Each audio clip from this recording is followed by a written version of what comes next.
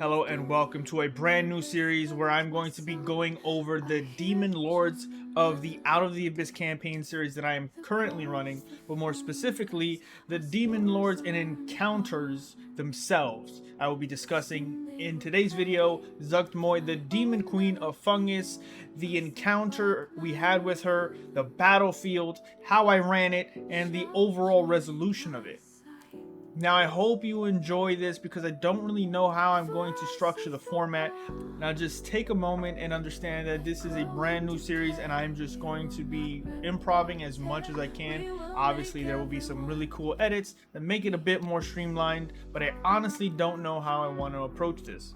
Starting with the actual book, I want to go over what I normally do when I try to design an encounter. Zuggtmoy, the Demon Queen of Fungi, Lady of Rot and Decay. Zuggtmoy is an alien creature whose only desire is to infect the living with spores, transforming them into her mindless servants and eventually into decomposing hosts for the mushrooms, molds, and other fungi that she spawns. Utterly inhuman, Zuggtmoy can mold her fungoid form into an approximation of a humanoid shape, including the skeletal thin figure depicted in grimoires and ancient art, draped and veiled in mycelium and lichen. Indeed, much of her appearance and manner and that of her servants is a soulless mockery of mortal life and its many facets. Zuggtmoy's cultists often follow her unwittingly. Most are fungi infected to some degree, whether through inhaling her mind-controlling spores or being transformed to the point where flesh and fungus become one. Such cultists are fungal extensions of the Demon Queen's will. Their devotion might begin with the seemingly harmless promises offered by exotic spores and mushrooms, but quickly consumes them body and soul. Sharing a layer of the abyss with Dweeblix, plus their mutual insatiable hunger, has made the two demon lords mortal enemies, each devoted to destroying and ultimately devouring the other. Now that we know a little bit about Zuggtmoy, in our campaign specifically, she has given a bit of influence to one of our adventurers when he was in a very dangerous situation. She even resurrected him when he died in a battle against Drow. Now, for me, the Demon Lords are obviously a big part of the campaign, but I also wanted each one of them, the adventurers specifically, to have some sort of influence from them, either dreams and visions, or actually appearing to them and offering them power or opportunities to change how their dynamic with the party could be. Specifically, in my Out of the Abyss campaign, Zuggtmoy was consistently creating a melody that all the Myconids could hear and was promising them not only peace but a unity that was a branching off of the normal melodies that they sing to each other in their colonies. Some of them maintained loyalty to their sovereigns, but a good deal of them switched allegiances to her in a still peaceful manner. She had not yet done anything that was violent. So by the time they made it to Neverlight Grove, they noticed that the peace was kind of mixed. Half of them listening to their sovereign and the other half listening to Zuggtmoy. One of our adventurers, as I mentioned, Kref, was now actually on a mission from Zuggtmoy to destroy an Avatar of Light, and though they thought it was a once and done attempt, he actually had one more opportunity, and it was now. Knowing that I wanted the party to face her, and I'm not that much of a railroad person, but we are playing Out of the Abyss and the entire first half is a massive railroad, it was inevitable that there would be a showdown. I just made it more of a boom. I made it a more immediate thing that needed to be tackled, and also granted the paladin a blessing called Blessing of the Silver Flame for actually not only bringing the Avatar of Light to Neverlight Grove as his quest required, but protecting it in its final moments where it actually could have been slayed by one of the party members. Now, this battle was meant to be not only a showdown, but a moral imperative, a decision the players would have to decide finally. They have been running for so long, and they do not need to deal with Zuggtmoy here and now. They could leave and leave her business to be dealt with by the residents of Neverlight Grove.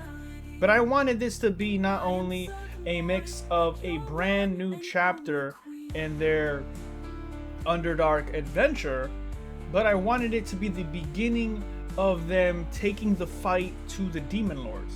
They had still a paladin in their group, and it was important that he take his oath in a very specific way, where he was alright leaving people to fend for themselves, which I would have been comfortable with, or that his oath demanded that the Demon Lords be stopped whenever possible. They had already actually encountered a Demon Lord, Baphomet, and that didn't go so well. Now I'm going to show you the map, but in 3 parts. The first version or part is when I made it on Inkarnate, which is a online site that you can use to make battle maps and fantasy maps for any manner of things. There's a free version and a paid version. I am not sponsored in any capacity by Inkarnate or any of the companies mentioned here. The second version is Roll20, once again, not sponsored. I'm going to show you what I did with the map in Roll20 to give it a little bit more life, but to be honest with you, it wasn't much compared to what I do with other maps using dynamic lighting and such. And third is going to be a little bit of how the map played out with the players on it, live, on the stream. The VOD is up, so if you want to just watch it yourself without spoilers, you can save that for another time.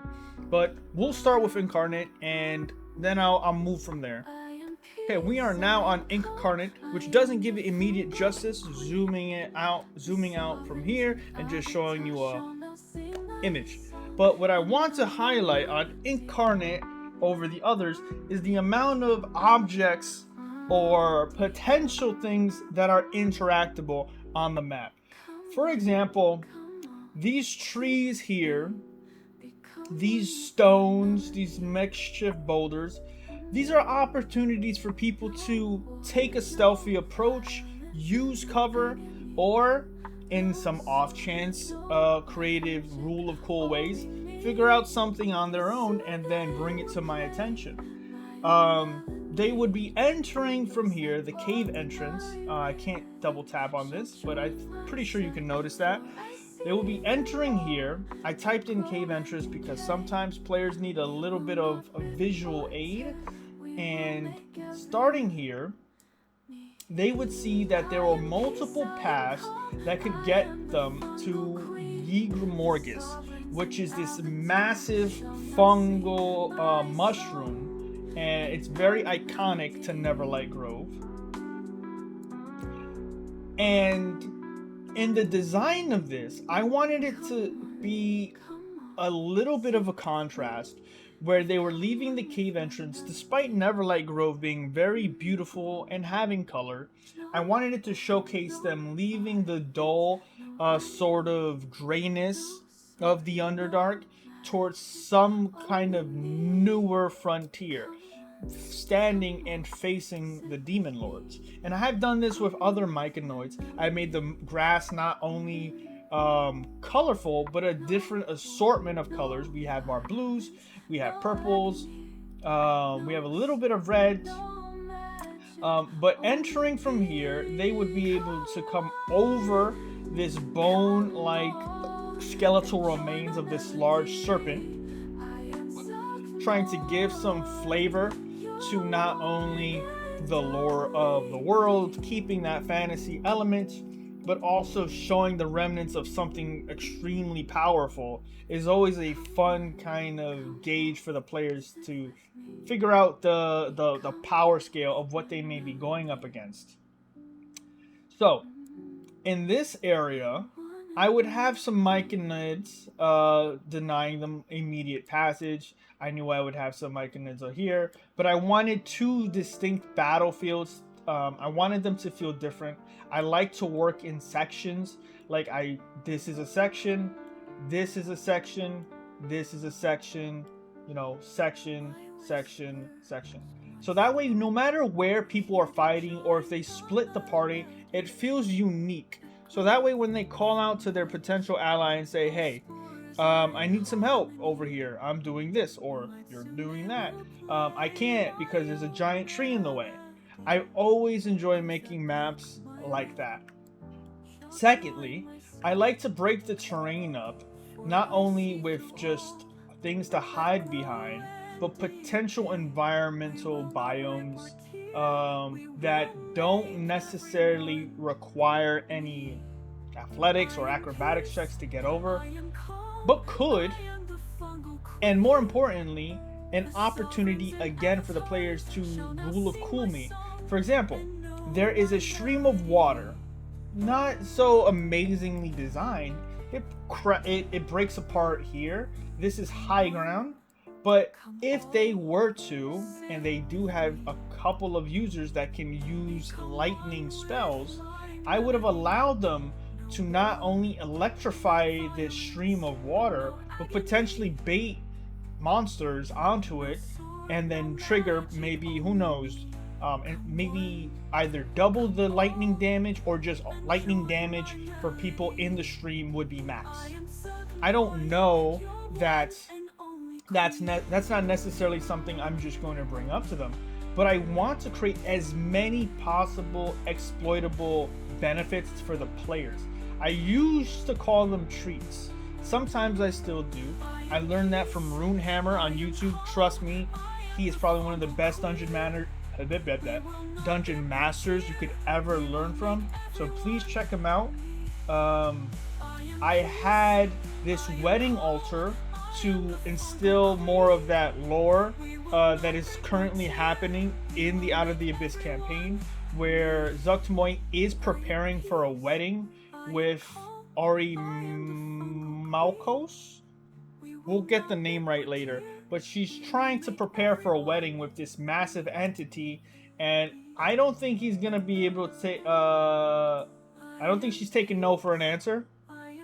She's already has a wedding altar. She's having her servants create this massive white gown from the skin of many different white myconoids, which is a bit grotesque if you think about it. But this was my intention.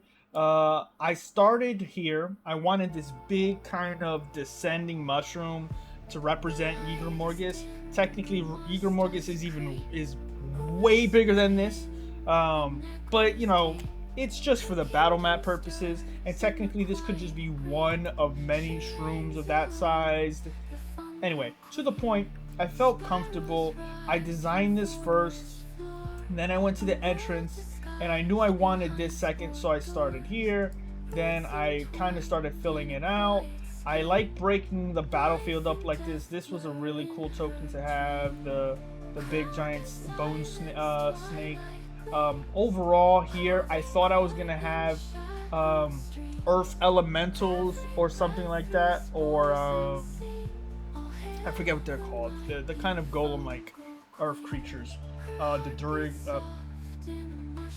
I don't want to edit a lot, so I'm just gonna continue with my original train of thought.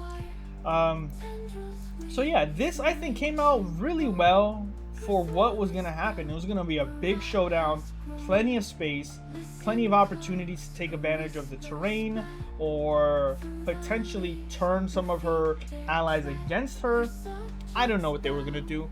I don't plan like that. I try to give them as many opportunities in the environment as possible, and then I bring it to roll 20. So hope you enjoyed this part of it. You can make this on Inkarnate. I don't know how much of this you could do for free, but check it out, see if you like it. Not sponsored. Moving on to roll 20. Here in roll 20, we have the same map, but now we have tokens. We have a big amount here.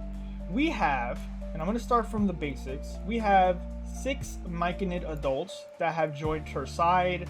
They will be the front line. Some are split here, some are protecting here, and we have over here Nicilia. Now, she is rumored in the book. I don't remember if I made her 1-for-1. I heavily doubt that I did, but I wanted a drow in here for a few reasons. One, in case they broke the connection and freed her, they could interrogate her. They didn't, but she also had magic weapons that they could have used. She had potions that, in my opinion, depending on the situation, I might increase the rarity of. Instead of her having a basic potion of healing, I might give her a potion of greater healing if I felt that the party was in need of it. She was going to make sure that there was some attention drawn to this section and area. The Myconids protected, the adults protected this area. And then we had something familiar, a Myconid Guardian, a homebrew creature that I used, kind of like a weak Venusaur, where it would just shoot out spores of different varieties. One created paralysis, and the other made them unconscious. Kind of the same, but just a little bit of a mix to change the flavor up a little bit. It had a stomping attack, but more importantly, it had 100 hit points to get through. It was just another damage sponge for them to have to get through. And Zuggtmoy watched the entire battle for the entirety of the phase. I don't do phases a lot, but I think that's the best way to describe what happened. First phase, all her minions fought the adventurers, and she watched. Second phase, she realized many of her minions were slain and needed to abstain from her peaceful approach and just be the demon queen that she is. So Zuggtmoy would descend eventually, but we did have some other people to cover. The Chamberlain of Zuggtmoy. I created a mechanic with the wedding altar that he would take this healing energy from the wedding altar and dispense it to a Myconid of his choice. This served two purposes. If the encounter was too easy, he was going to fix that. If the encounter was too hard, he was going to become a priority. And thirdly, which is what I really want from my players, is to exploit the advantages that I provide for them, especially in the cases where the enemies are using it. So this Myconid is stealing healing magic, tossing it to the Myconid. I had it set up in my head where if they were to even step in it, they would start to heal at the start of their turn. And they could stay there forever if they wanted. Now, that could be overpowered or not, but I don't care. I want them to feel like the world and battle maps are dynamic, and they can change it from their own they can change it by their own rule of cool and creativity, or just exploiting something they see that the enemy is using. And either way, I think it was a cool mechanic. It turned out to work out it turned out well. Zuggtmoy in the second phase. Nope, sorry. Skip her for a moment. This Quaggoth Spore Servant was much like our drow over here, who was taken over by Zuggtmoy and the spores. And if some of you don't want spoilers, I'm just gonna leave it a mystery. But we will put a star over him and say that he is not just a Quaggoth. He may or may have some royal blood. But yeah, then we had her bridesmaids, and they don't do much besides block for her. They have some poison damage, but it wasn't really going to do anything in the grand scheme of things. Their purposes were to buy even more time for Zuggtmoy to potentially use flanking against the adventurers, or take up more damage while she did some crazy stuff. Zuggtmoy herself had a plethora of things, by the way. Zuggtmoy was going to be a force not necessarily to be reckoned with, but something that when cornered was quite dangerous. And she proved it, but also she's one of the weaker demon lords in when it comes to combat, face to face, or even far away. On her own, she really relies on being able to have many creatures that can assist her. But also, but also she didn't have an incredibly high AC. I mean, well, 18, nah, 18 is pretty good. I'm not gonna knock that. I gave her 300 health. I'm going to double check in the book what her health was. I know for a fact that I gave her, I gave her a little less. So in the book, she has 304 hit points. I made it an even 300. You could call it a nerf, but I don't think so because I gave her many guardians and protectors, along with her layer actions and some bonus effects I gave her, which was an aura of poison, which became very, very difficult to deal with. But overall, I think that's I'm trying to make a series on how to be an online DM.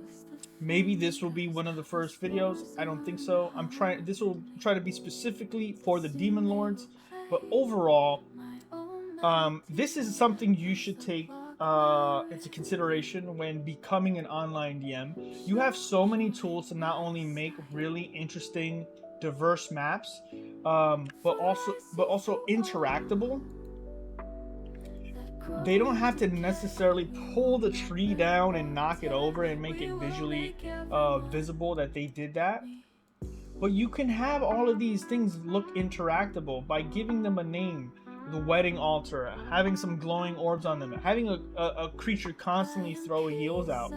That is something you can start showcasing a little bit easier with online maps. Now, I hope you enjoyed this. I'm going to show you a brief clip from the actual VOD, the actual stream. If you don't want any spoilers, check it out for yourself. It was a very fun fight for me to play, and I really look forward to you guys taking a look. So, at the beginning of the combat, many of them decided to actually hold their ground and let the Myconids come to them, so that way they could create a bit of a wall and not be flanked themselves, as they do use flanking a lot to their benefit. It was done quite well. They slaughtered the Myconid adults pretty convincingly. They took some damage, honestly, here and there. The Quaggoth ended up rushing in and going for their backline healer, Aurora. But this fight went well. They dealt with them pretty easily at first, but eventually this battle came down to going after Zuggtmoy herself. And when they finally made that charge, that effort, it almost wiped the party. But eventually, they realized that they could use the healing altar, the wedding altar themselves, to their benefit, and that changed dramatically their chances. Now, I'm not going to spoil anything else. I don't know how I really want to do this format, but I think we worked everything out. I hope you enjoyed how the map was designed, how we used it in Roll20, and even how we played on it during the stream. The players have never seen any of this before, and I'm glad to be releasing it now in case they want to go back and see potentially some of the opportunities they could have taken. But yes, that was Zuggtmoy, the Demon Queen of Fungus from our Out of the Abyss campaign. Feel free to like, comment, subscribe, all that good stuff. Check out Runehammer. I'm not sponsored by him, but it was a very massive inspiration on how I ended up changing, or how I ended up deciding I wanted to create battle maps with some interactability. Maybe in his cases, where he called them treats, he would have tokens on the battlefield that the players could actually see and pick up. Whereas in online play, it could be a little bit different, but still unique and fun, engaging, and all that jazz. So yeah, thanks for watching. Hope you enjoyed it. We'll see you in the next video, where I will be going over our most recent and terrifying encounter, and probably the one I am most proud of by far. Something I didn't think was possible, but was a culmination of everything I've ever learned as a dungeon master and wanted to put in a game. In our next episode, we will be going over Juiblix, the Demon Lord of Oozes, more specifically, the Pudding King. So, take care. Roots entwined in a quiet scheme. Life and death blur in her dream.